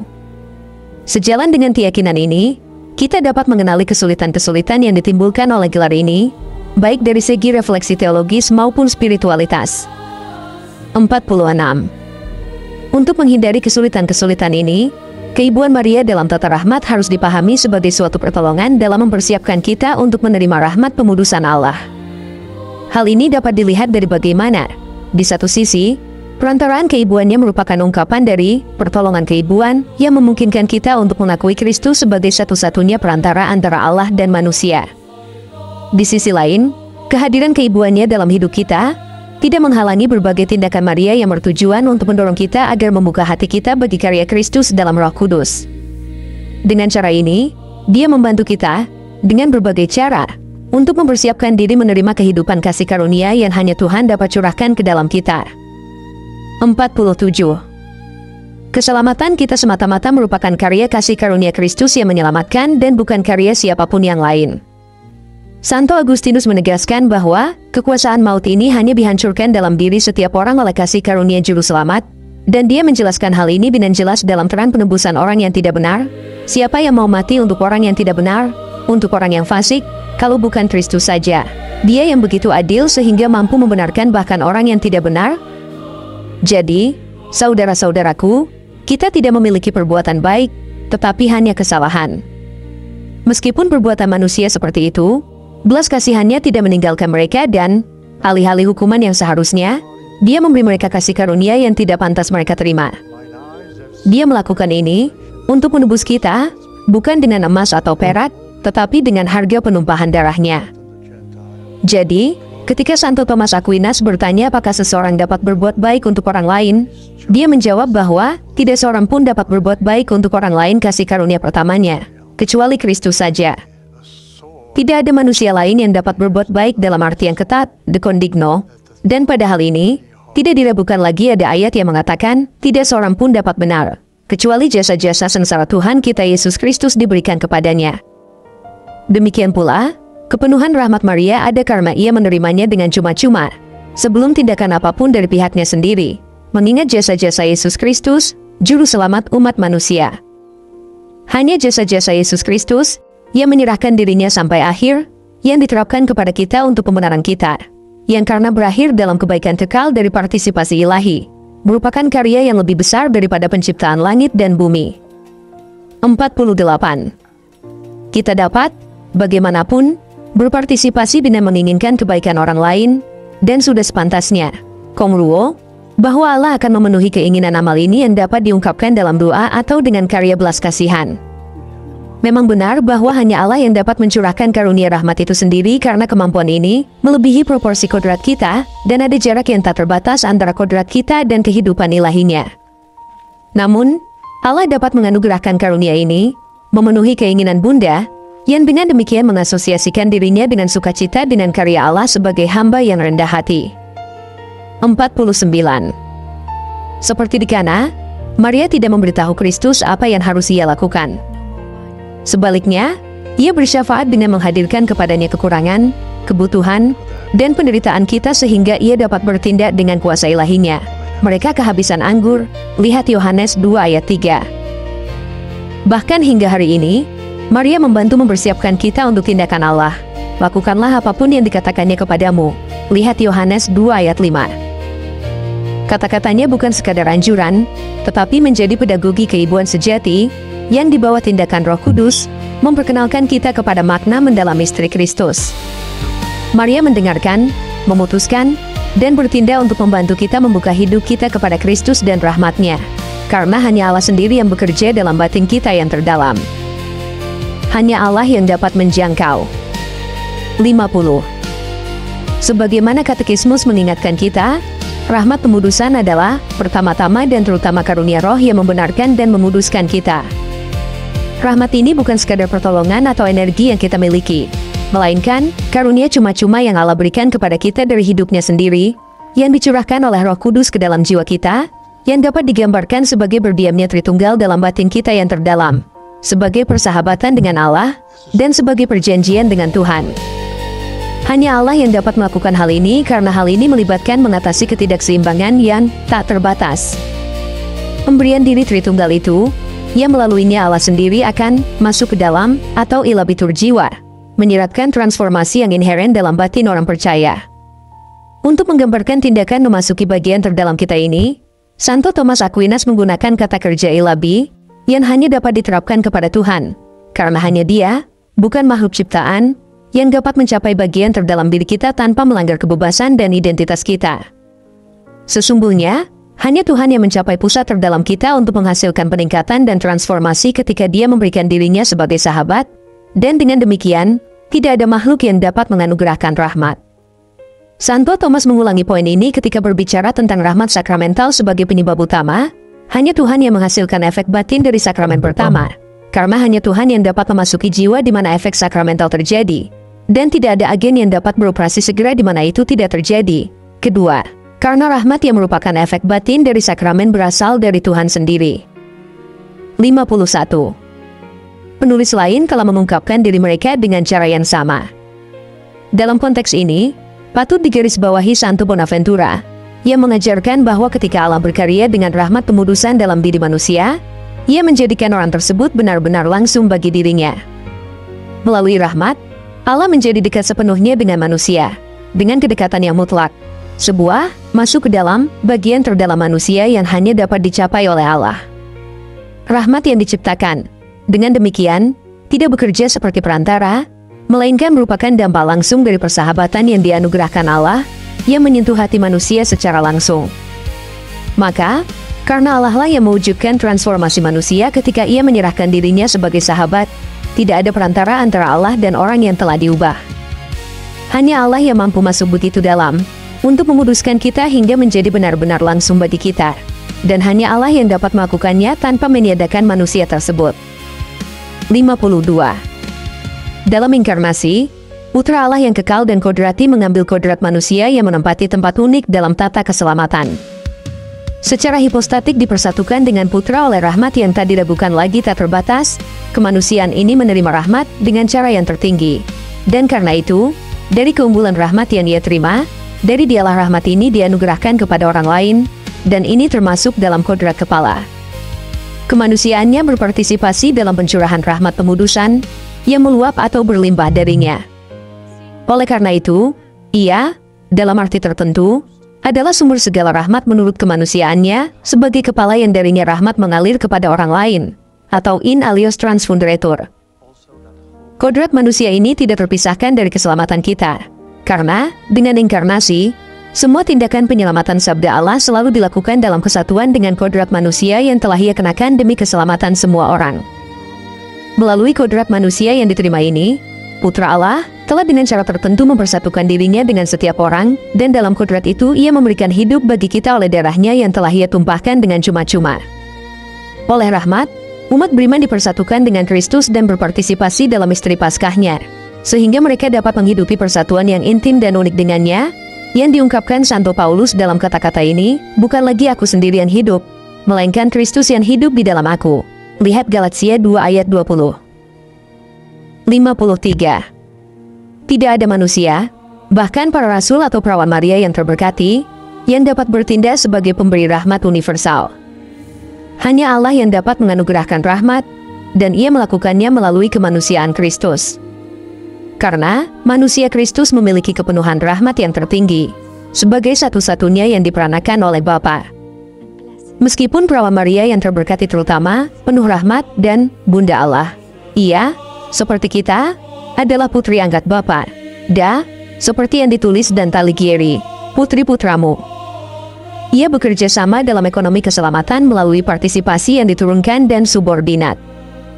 Oleh karena itu, setiap ungkapan tentang perantaraannya dalam rahmat harus dipahami sebagai analogi yang jauh dari Kristus dan perantaraannya yang unik. 54. Dalam kedekatan sempurna antara manusia dan Allah dalam penyampaian rahmat, bahkan Maria pun tidak dapat campur tangan. Baik persahabatan dengan Yesus Kristus maupun kehadiran Tritunggal Maha Kudus tidak dapat dipahami sebagai sesuatu yang datang kepada kita melalui Maria atau para kudus. Bagaimanapun, yang dapat kita katakan adalah bahwa Maria menginginkan kebaikan ini bagi kita dan ia memintanya bersama kita. Liturgi, yang juga merupakan lex credendi, memungkinkan kita untuk menegaskan kembali kerja sama Maria ini, bukan dalam penyampaian rahmat melainkan dalam perantaraan keibuannya. Bahkan, ketika menjelaskan dalam arti apa hak istimewa yang diberikan kepada Maria ditujukan untuk kebaikan umat Allah, liturgi Hari Raya Santa Perawan Maria dikandung tanpa noda menyatakan bahwa ia menjadi pembela rahmat, yaitu, ia bersyafaat dengan memohon kepada Allah agar kita menerima karunia rahmat. 55.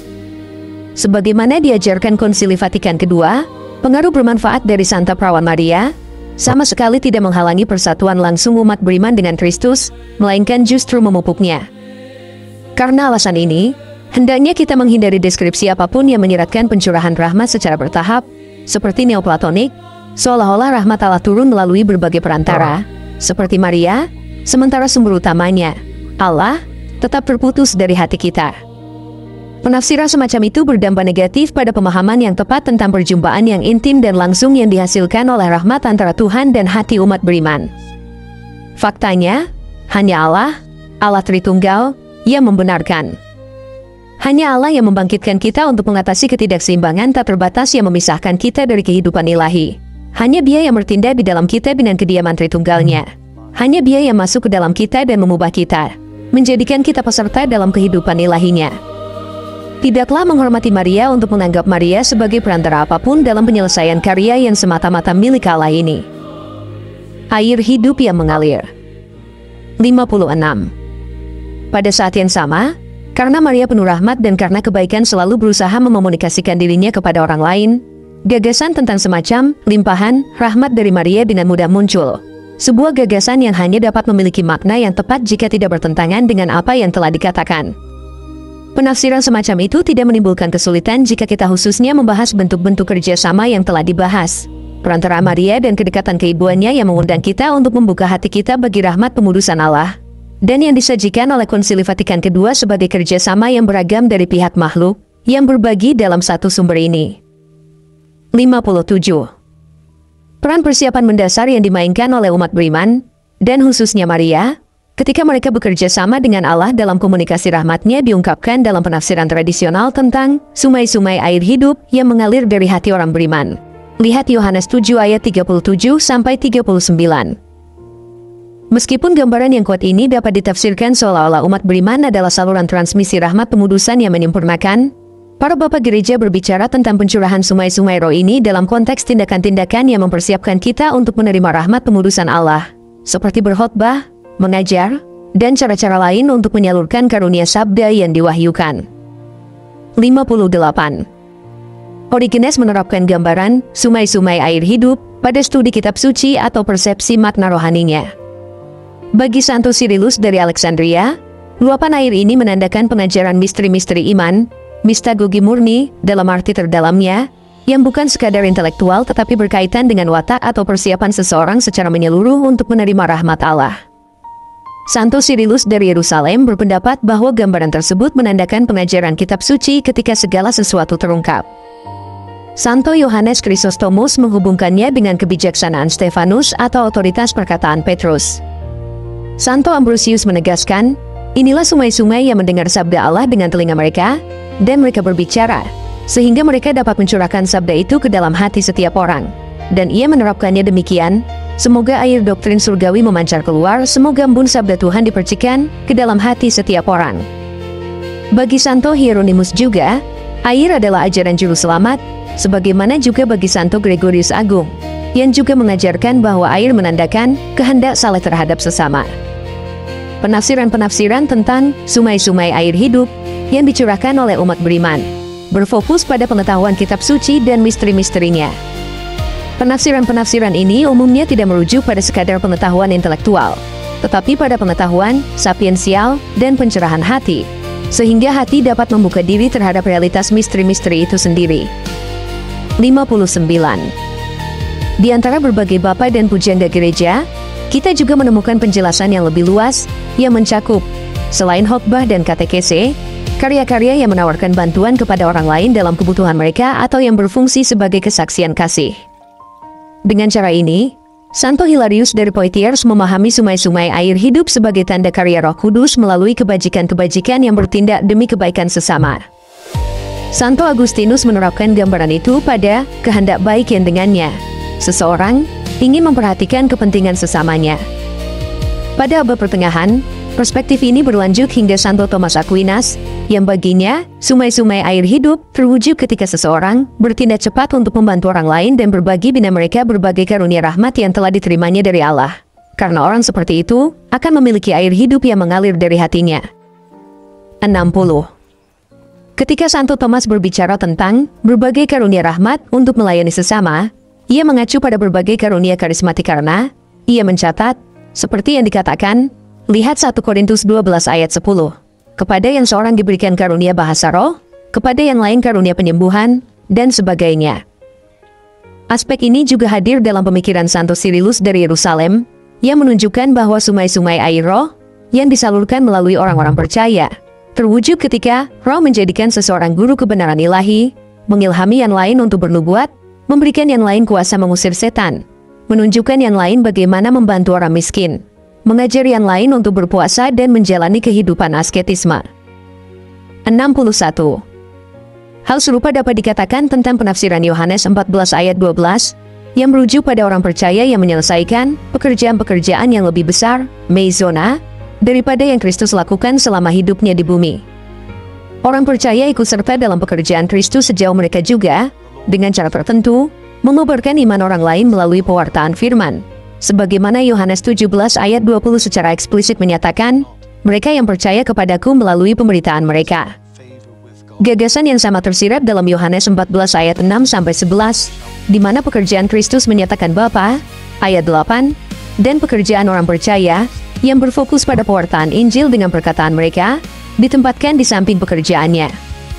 Memang, Yesus menyatakan, jika mereka menuruti firman-Ku, mereka juga akan menuruti firman Emyu, Lihat Yohanes 15 ayat 20c, dan sebagaimana siapapun yang mendengar firman Kristus memiliki hidup yang kekal.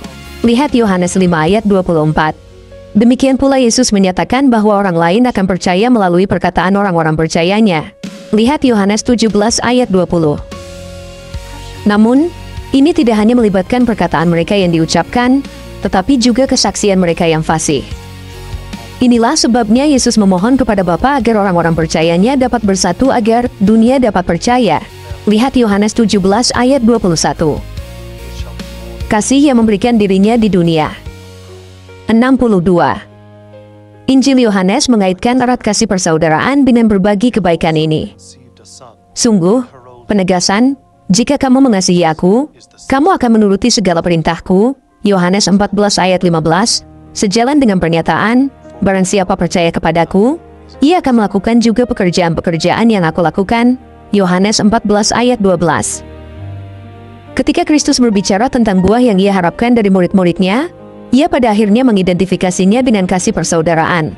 Lihat Yohanes 15 ayat 16-17. Demikian pula, setelah membahas berbagai pekerjaan luar biasa yang dapat dilakukan orang percaya, lihat 1 Korintus 12, Santo Paulus mengusulkan cara yang lebih unggul ketika ia berkata, inginkanlah karunia-karunia yang lebih utama, thea meizona, dan aku akan menunjukkan kepadamu jalan yang lebih unggul lagi, kat hyperbon. 1 Korintus 12 ayat 31, bab 13 ayat 1. Karya-karya kasih terhadap sesama, bahkan kerja keras atau upaya sehari-hari untuk mengubah dunia ini, kemudian dapat menjadi saluran untuk bekerja sama dengan karya penyelamatan Kristus. 63. Para paus baru-baru ini juga telah mengungkapkan gagasan serupa. Santo Yohanes ke-23 mengajarkan bahwa, karena mereka bersatu dalam pikiran dan jiwa dengan Sang Penebus Ilahi, bahkan ketika mereka terlibat dalam urusan-urusan dunia, karya mereka menjadi kelanjutan dari karyanya, yang diresapi dengan kekuatan penebusan, untuk memperluas kepada orang lain buah-buah penebusan. Santo Yohanes Paulus II memahami kerja sama ini sebagai rekonstruksi, bersama dengan Kristus, dari kebaikan yang telah rusak di dunia karena dosa. Karena, hati Kristus menghendaki untuk membutuhkan kerja sama kita untuk membangun kembali kebaikan dan keindahan. Sesungguhnya, lanjutnya, inilah pemulihan sejati yang diminta oleh hati Sang Juru Selamat. Paus Benediktus ke-16 menegaskan bahwa, sebagai objek kasih Allah, pria dan wanita menjadi subjek kasih. Mereka dipanggil untuk menjadikan diri mereka alat rahmat agar dapat mencurahkan kasih Allah dan menjalin jaringan kasih. Dinamika kasih yang diterima dan diberikan inilah yang membangkitkan ajaran sosial gereja. Paus Fransiskus mengajarkan bahwa, bagi Santa Teresia dari Lisieux, hal itu bukan hanya tentang membiarkan hati Kristus memenuhi hatinya, melalui kepercayaannya yang penuh, dengan keindahan kasihnya, tetapi juga tentang membiarkan kasih itu, melalui hidupnya, menyebar kepada orang lain dan dengan demikian mengubah dunia, dengan cara yang menemukan ekspresinya dalam tindakan kasih persaudaraan yang dengannya kita menyembuhkan luka-luka gereja dan dunia. Dengan cara ini, kita menawarkan daya penyembuhan dari hati Kristus. 64. Kerjasama ini, yang dimungkinkan melalui Kristus dan digerakkan oleh tindakan roh, dalam hal Maria, dibedakan dari kerjasama manusia lainnya karena karakter keibuan yang diberikan Kristus sendiri kepadanya saat di kayu salib. Kriteria 65. Cara lain apapun untuk memahami kerja sama Maria dalam tata rahmat, terutama jika seseorang bermaksud mengaitkannya dengan suatu bentuk intervensi perfektif, instrumentalitas perfektif, atau kausalitas sekunder dalam penyampaian rahmat pemudusan, harus memberi perhatian khusus pada beberapa kriteria yang telah tersirat dalam konstitusi dogmatis Lumen Gentium. Pertama, kita harus merenungkan bagaimana Maria memupuk persatuan langsung kita dengan Tuhan, yang dihasilkan oleh Tuhan sendiri dengan menganugerahkan rahmat dan yang hanya dapat kita terima dari Allah, dan tidak menganggap persatuan kita dengan Maria lebih langsung daripada persatuan kita dengan Kristus. Risiko ini hadir, terutama dalam gagasan bahwa Kristus memberikan Maria kepada kita sebagai instrumen atau sebagai penyebab sekunder dan penyempurna dalam penyampaian rahmat-Nya. Kedua, Konsili Vatikan II menekankan bahwa pengaruh bermanfaat Santa Perawan Maria bagi manusia tidak berasal dari kebutuhan batin apapun, melainkan dari watak Allah. Pengaruh ini hanya dapat dipahami dalam terang keputusan bebas Allah, yang, meskipun tindakannya sendiri melimpah dan berlimpah ruah, dengan bebas dan tanpa pamrih berkehendak untuk menghubungkan Maria dengan karyanya. Oleh karena itu, tidak dapat diterima untuk menyajikan tindakan Maria seolah-olah Allah membutuhkannya untuk menggenapi keselamatan. Ketiga, kita harus memahami perantara Maria bukan sebagai bantuan pelengkap yang akan memampukan Allah untuk berkarya sepenuhnya, dengan kekayaan yang lebih besar dan lebih indah. Sebaliknya, perantaraannya harus dipahami sedemikian rupa sehingga tidak mengurangi apapun dari atau menambah apapun pada martabat dan daya guna Kristus, Sang Perantara yang Esa. Ketika menjelaskan perantaraan Maria, harus ditegaskan bahwa hanya Allah sajalah juru selamat kita dan bahwa hanya Allah sajalah yang menerapkan jasa-jasa Yesus Kristus, satu-satunya jasa yang perlu dan sepenuhnya cukup untuk pembenaran kita. Maria tidak menggantikan Tuhan dalam tindakan apapun yang belum Kristus lakukan, yaitu, ia tidak mengambil apapun darinya, dan ia juga tidak melengkapinya, yaitu, ia tidak menambahkan kepadanya. Karena ia tidak menambahkan apapun kepada mediasi keselamatan Kristus dalam komunikasi rahmat, ia tidak boleh dianggap sebagai agen instrumental dari pemberian cuma-cuma itu. Jika ia menyertai suatu tindakan Kristus, berdasarkan karyanya sendiri, ia tidak boleh dianggap sejajar dengannya. Sebaliknya, karena dipersatukan dengan Kristus, Maria adalah penerima karunia dari putranya yang menempatkannya melampaui dirinya sendiri, karunia yang memampukannya untuk menyertai karya Tuhan dengan karakter keibuannya. Kita kembali, kemudian, ke poin yang paling aman, yaitu kontribusi Maria dalam mempersiapkan kita untuk menerima rahmat pemudusan Allah. Dalam konteks itu, seseorang memang dapat menganggapnya bertindak untuk menyumbangkan sesuatu dari dirinya sendiri sejauh ia dapat menyebabkan suatu kecenderungan kepada orang lain. Karena adalah milik kekuatan tertinggi untuk mencapai tujuan akhir, sementara kekuatan yang lebih rendah berkontribusi pada pencapaian tujuan akhir itu dengan mempersiapkan seseorang untuk itu. 66. Semua yang telah dikatakan di atas tidak menyinggung atau mempermalukan Maria karena seluruh keberadaannya berorientasi kepada Tuhan. Jiwaku memberitakan kebesaran Tuhan. Lukas 1 ayat 46. Bagi Maria, tidak ada kemuliaan lain selain kemuliaan Allah. Sebagai ibu, ia semakin bersukacita melihat bagaimana Kristus mewujudkan keindahan kemuliaan ilahinya yang tak habis-habisnya dan berlimpah dengan menyembuhkan, mengubah, dan memenuhi hati anak-anak yang telah ia dampingi dalam perjalanan mereka kepada Tuhan. Oleh karena itu, tatapan apapun yang diarahkan kepadanya yang mengalihkan kita dari Kristus atau yang menempatkannya pada tingkat yang sama dengan Putra Allah akan berada di luar dinamika yang tepat bagi iman Maria yang autentik. Rahmat. 67. Beberapa gelar, seperti perantara segala rahmat, memiliki batasan yang tidak mendukung pemahaman yang benar tentang posisi unik Maria.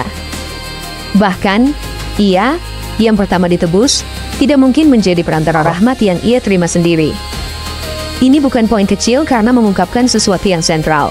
Bahkan dalam kasus Maria, karunia rahmat mendahuluinya dan berasal dari inisiatif Tritunggal Maha Kudus yang mutlak bebas mengingat jasa Kristus. Seperti kita semua, ia tidak mendapatkan pembenarannya melalui tindakannya sendiri sebelumnya. Dan ia juga tidak mendapatkannya melalui tindakan selanjutnya. Bahkan dalam kasus Maria, persahabatannya dengan Allah melalui rahmat selalu dianugerahkan secara cuma-cuma. Sosoknya yang disayangi adalah kesaksian tertinggi dari penerimaan yang penuh iman dari seseorang, yang lebih dari siapapun, membuka dirinya dengan kepatuhan dan kepercayaan penuh kepada karya Kristus, dan yang pada saat yang sama berdiri sebagai tanda terbesar dari kuasa rahmat yang mengubah itu. 68. Di sisi lain, gelar, perantara segala rahmat, berisiko menampilkan Maria sebagai pribadi yang menyalurkan barang atau energi rohani di luar hubungan pribadi kita dengan Yesus Kristus. Namun demikian, istilah rahmat, jika merujuk pada pertolongan keibuan Maria pada berbagai momen dalam hidup kita, dapat memiliki makna yang dapat diterima. Bentuk jamaknya mengungkapkan semua bantuan, bahkan materi, yang mungkin Tuhan berikan kepada kita ketika ia mengindahkan permohonan bundanya. Bantuan-bantuan ini, pada gilirannya, mempersiapkan hati kita untuk terbuka terhadap kasih Allah. Dengan cara ini, Maria, sebagai bunda, memiliki kehadiran dalam kehidupan sehari-hari umat beriman yang jauh lebih besar daripada kedekatan yang dapat dimiliki oleh orang kudus lainnya. 69. Melalui permohonannya, Maria dapat memohon kepada Allah untuk menganugerahkan kepada kita dorongan-dorongan batin Roh Kudus yang disebut rahmat-rahmat aktual. Ini adalah bantuan yang diberikan oleh Roh Kudus yang bekerja bahkan dalam diri orang berdosa untuk mempersiapkan mereka bagi pembenaran, dan yang mendorong mereka yang telah dibenarkan oleh rahmat pemudusan untuk bertumbuh lebih lanjut. Dalam pengertian khusus inilah, gelar Bunda Rahmat harus dipahami. Ia dengan rendah hati bekerja sama agar kita dapat membuka hati kita kepada Tuhan, yang hanya dapat membenarkan kita melalui tindakan menguduskan rahmat, yaitu ketika Allah mencurahkan hidup Tritunggalnya ke dalam kita, berdiam di dalam kita sebagai sahabat, dan menjadikan kita peserta dalam hidup ilahinya. Ini semata-mata merupakan karya Tuhan sendiri.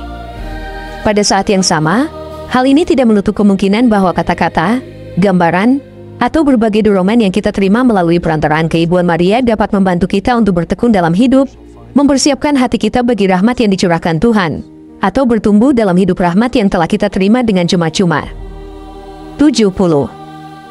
Bantuan-bantuan yang datang dari Tuhan ini disajikan kepada kita dengan aspek keibuan, dipenuhi dengan kelembutan dan kedekatan Bunda yang ingin Yesus bagikan kepada kita. Lihat Yohanes 19 ayat 25-28. Dengan cara ini, Maria melakukan aktivitas unik untuk membantu kita membuka hati kepada Kristus dan rahmat pemudusannya, yang mengangkat dan menyembuhkan kita. Setiap kali ia memberikan kita berbagai gerakan, ini hendaknya selalu dipahami sebagai dorongan untuk membuka hidup kita kepada Dia yang hanya berkarya di dalam diri kita yang terdalam. Persatuan kita dengan Maria. 71. Konsili Vatikan kedua lebih suka menyebut Maria sebagai Bunda kita dalam tata rahmat, yang mengungkapkan dengan baik universalitas kerjasama keibuan Maria. Gelar ini tak terbantahkan dalam artian tepat, karena ia adalah Bunda Kristus, Dia yang adalah rahmat par excellence dan sumber segala rahmat. 72. Keibuan Maria dalam tata rahmat ini, yang mengalir dari misteri Paskah Kristus, juga menyiratkan bahwa setiap murid membangun dengan Maria hubungan yang unik dan tak terulang. Santo Yohanes Paulus II merujuk pada dimensi Maria dalam kehidupan seorang murid Kristus yang diungkapkan sebagai tanggapan terhadap kasih seseorang dan khususnya terhadap kasih seorang ibu. Sungguh, kehidupan rahmat mencakup hubungan kita dengan Bunda Kristus, karena persatuan kita dengan Kristus melalui rahmat juga mencakup persatuan dengan Maria dalam hubungan kepercayaan, kelembutan, dan kasih sayang sepenuh hati. Murid pertama. 73. Maria adalah murid pertama, orang yang paling baik mempelajari jalan-jalan Yesus. Ia adalah yang pertama dari mereka yang mendengarkan sabda Allah dan menyimpannya. Lihat Lukas 11 ayat 28. Ia adalah yang pertama menempatkan dirinya di antara orang-orang yang hina dan miskin milik Tuhan, untuk mengajar kita dengan yakin menantikan dan menerima keselamatan yang hanya datang dari Allah. Dengan demikian, Maria sebagai ibu menjadi murid pertama putranya, yang pertama kepada siapa ia tampaknya berkata ayat, "Ikutlah aku." Bahkan sebelum ia menyampaikan panggilan ini kepada para rasul atau kepada siapapun. Lihat Yohanes 1 ayat 43. Ia adalah teladan iman dan kasih bagi gereja melalui ketaatannya pada kehendak Bapa, kerjasamanya dalam karya penebusan putranya, dan keterbukaannya terhadap tindakan Roh Kudus. Karena alasan ini, Santo Agustinus mengatakan bahwa bagi Maria, menjadi murid Kristus lebih berarti daripada menjadi Bunda Kristus.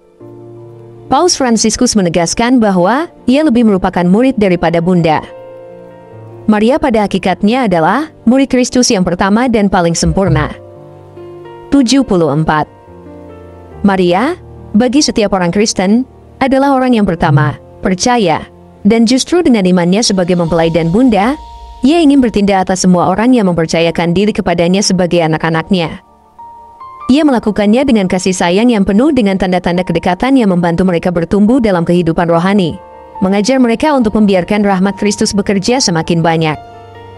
Dalam hubungan kasih sayang dan kepercayaan ini, ia yang penuh rahmat, mengajar setiap orang Kristen untuk menerima rahmat, memelihara rahmat yang telah diterima, dan merenungkan karya yang sedang dilakukan Allah dalam hidup mereka.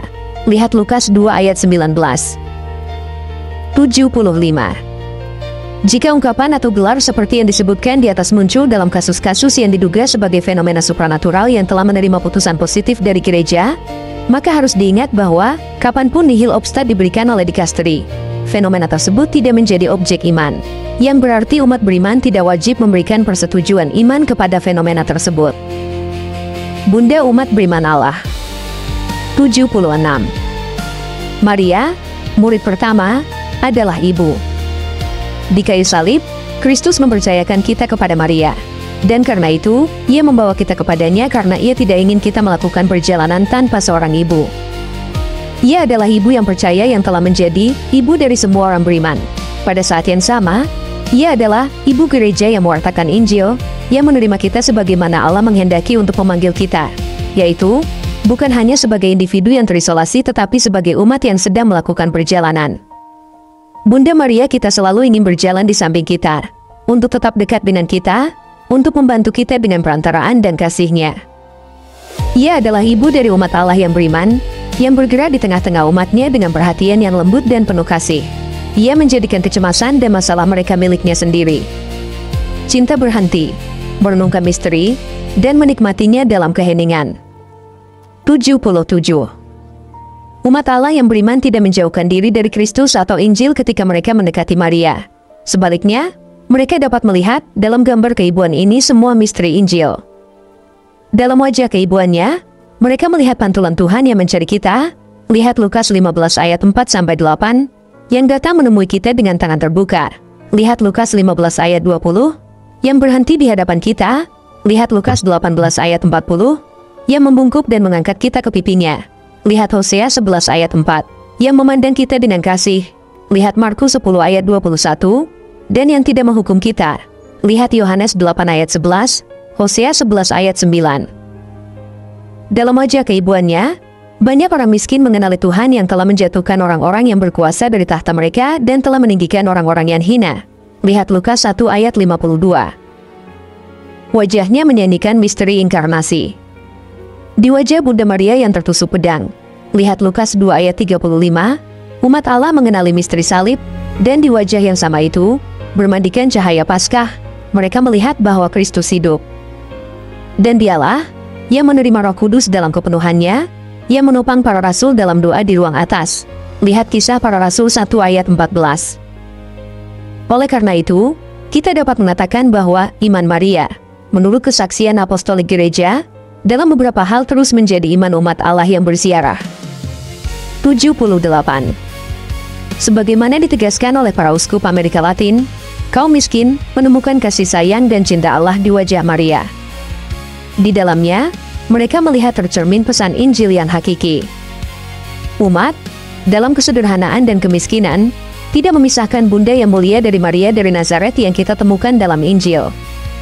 Sebaliknya, mereka menyadari kesederhanaan di balik kemuliaan itu dan tahu bahwa Maria tidak berhenti menjadi salah satu dari mereka.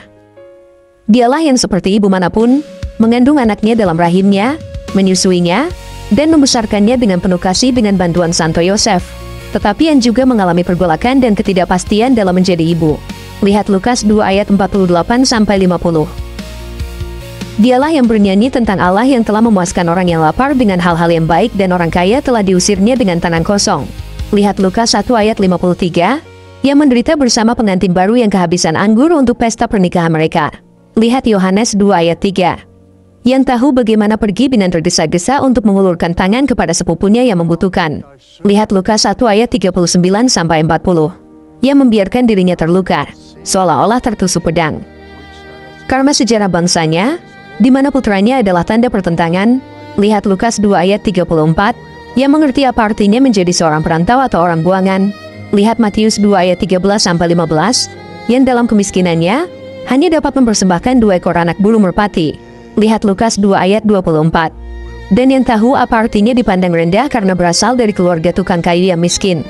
Lihat Markus 6 ayat 3-4. Orang-orang yang menderita menyadari bahwa Maria berjalan berdampingan dengan mereka, sehingga mereka mencari bunda mereka untuk memohon bantuannya. 79. Kedekatan Bunda Maria membangkitkan kesalehan Maria yang populer, yang mengambil bentuk yang berbeda-beda pada berbagai bangsa. Berbagai wajah Maria, Korea, Meksiko, Como, Italia, dan banyak lainnya, adalah cara Injil diinkulturasikan yang mencerminkan, di setiap tempat di bumi, kelembutan kebapakan Allah, yang menjangkau hingga ke inti bangsa kita. 80.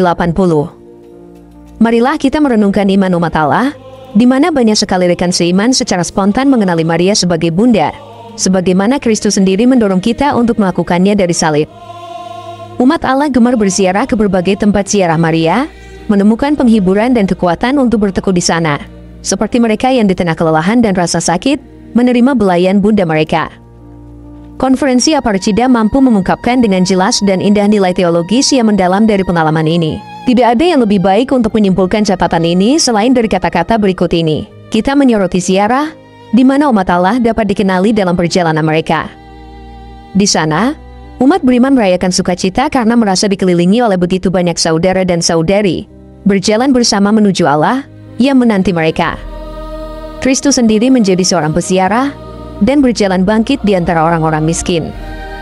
Keputusan untuk menuju tempat suci sudah merupakan pengakuan iman.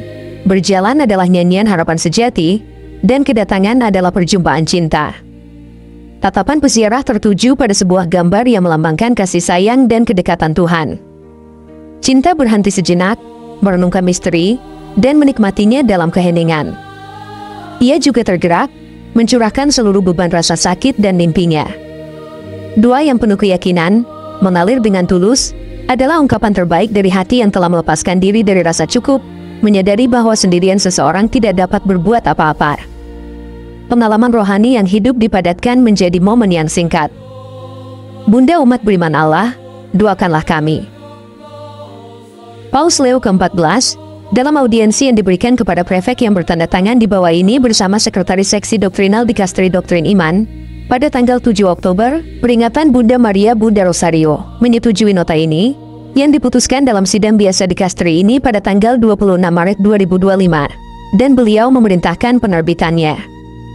Diberikan di Roma, di kantor Dikasteri Doktrin Iman, pada tanggal 4 November 2025, peringatan Santo Carolus Borromeus. Victor Manuel Cardinal Fernandez, Prefek. Monsignor Armando Mateo, Sekretaris untuk Seksi Doktrinal. Paus Leo ke-14, 7 Oktober 2025.